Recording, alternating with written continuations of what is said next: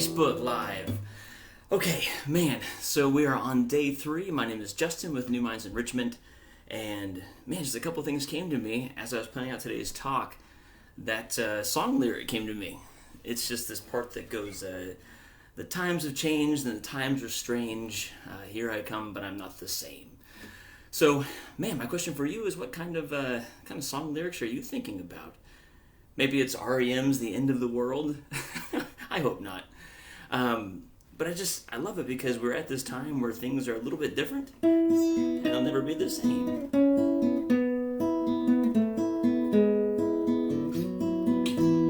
I see so many people helping each other out and it makes me happy. So this is our thing that we do with New Minds. You know that we're teachers and we love to teach. And so having woken up one day with no one to teach, we poured our hearts into Facebook. So let me give you a quick rundown for the day and what's going on. A few questions have come out, which is, man, how do you guys plan these things? What are you going to do? That is honestly half the fun of it.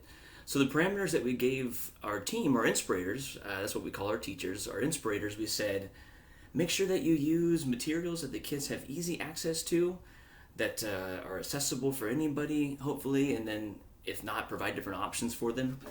So, man, as we started doing these lessons, I have no idea what they're going to do. I tuned in with as much excitement and anticipation as you guys did watching Dorian building the pillars and watching Walter fly around the world.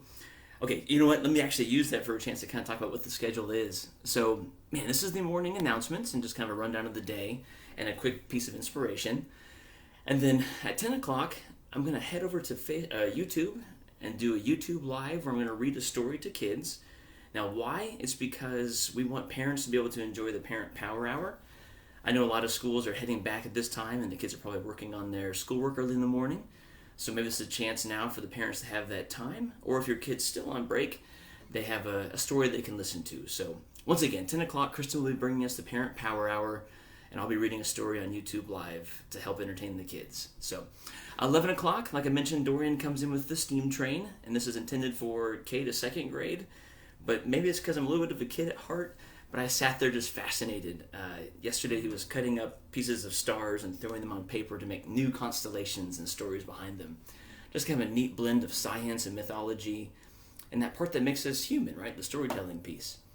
12 o'clock is STEM and Espanol. This is with Catalina. It is a fully immersive bilingual experience. You've heard us say this before maybe, but you do not have to be well versed in Spanish in order to enjoy this lesson. It's a great way to learn and pick up the language.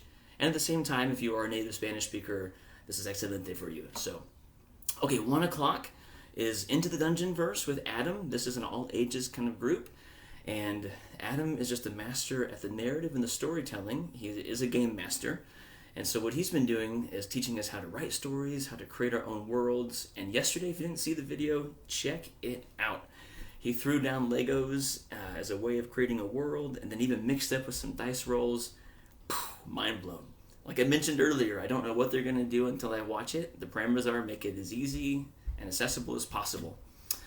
Okay, 2 o'clock, we have Around the World with Mr. Walter. He uses the Google Earth, right? And I hope I'm saying that right, and zooms us in and out of various locations. He has taken us all the way to his home country of Costa Rica, and he has taken us to Egypt.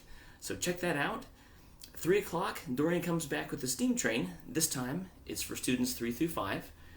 And then I'll actually be wrapping up the day for the 4 o'clock spot. I say wrapping up the day, the last segment for kids. The 4 o'clock spot is from the New Minds Vault. And what I'm doing there is we're digging back through our 8 years of lessons and some of our favorites that are easy to do at home. And so I'll be doing that one today at 4 o'clock. And then Ben will be wrapping out the day at 5 o'clock with closing messages and announcements. You have been asking a lot of questions, so let me make sure I address a couple of them that were the most relevant and most prevalent.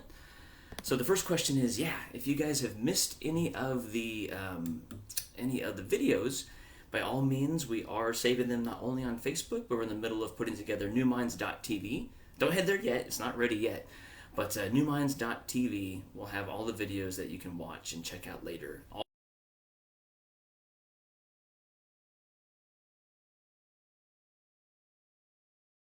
The second question was, how are we planning it? You are asking for various types of curriculum.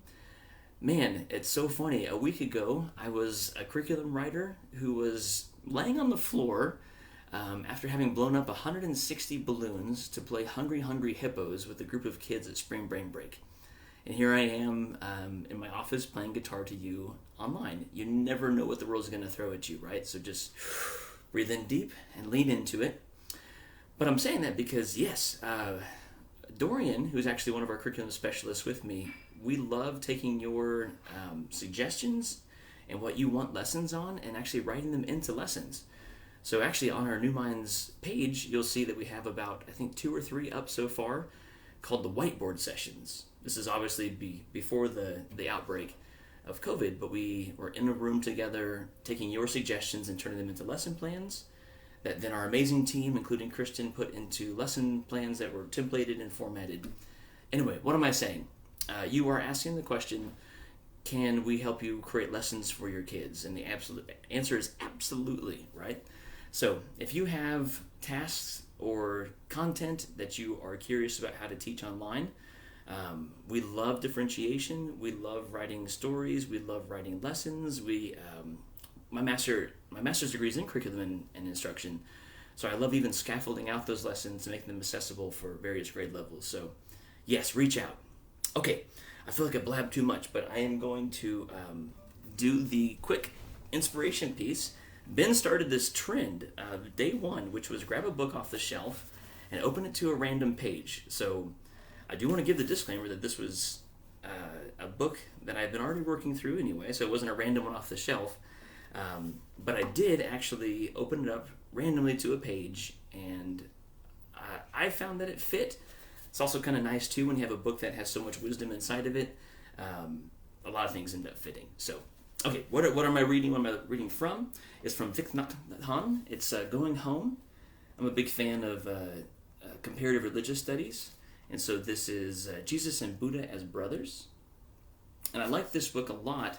Again, you can see by my marker I'm not fully through it all the way, but I have enjoyed this book a whole lot because he takes I usually stay inside my head and think about it from a very didactic kind of approach, and he takes it from a philosophical approach of a comparative aspect of religion. Okay, without further ado, I opened up to page 161, which I don't know if this speaks to you or not, but is called The Eternal Suffering. So I'm going to give you kind of a philosophical takeaway and then maybe a practical takeaway. So, a quick read. We're all tempted to go to a place where there is no suffering, where there is only peace and happiness. You may be tempted to consider that the kingdom of heaven is such a place, that the pure land is such a place. And we tend to believe that there is a place where we can go by abandoning or leaving behind this world full of suffering, confusion, and pollution. Again, totally random off the shelf. The pollutions that afflict us are anger and hatred, despair, sorrow, and fear. When you suffer so much, the tendency to want to leave it behind becomes very strong. I don't want to be here anymore. I want to get out. Stop the world. I want to get off. Look deeply, and you will touch the fact that happiness and well-being cannot be separated from suffering and ill-being. This is the interbeing nature of happiness and suffering. There's an illusion to be removed, that happiness can be without suffering. I'll say that again. We have to remove this illusion that happiness can exist without suffering, that well-being can exist without ill-being, and that right can be without left. So, again, philosophically, at this time, when we're in a state of panic, or we're in a state of having to deal with frustrations, what an amazing time to think that I'm not trying to be a Pollyanna, right? I'm not trying to make sunshines and rainbows of everything. I am acknowledging that things aren't going as we intended. But what a way to recognize and appreciate all that we do have, and then when we do have it, how much sweeter it will be. So in my own life already, I've had a chance to practice that.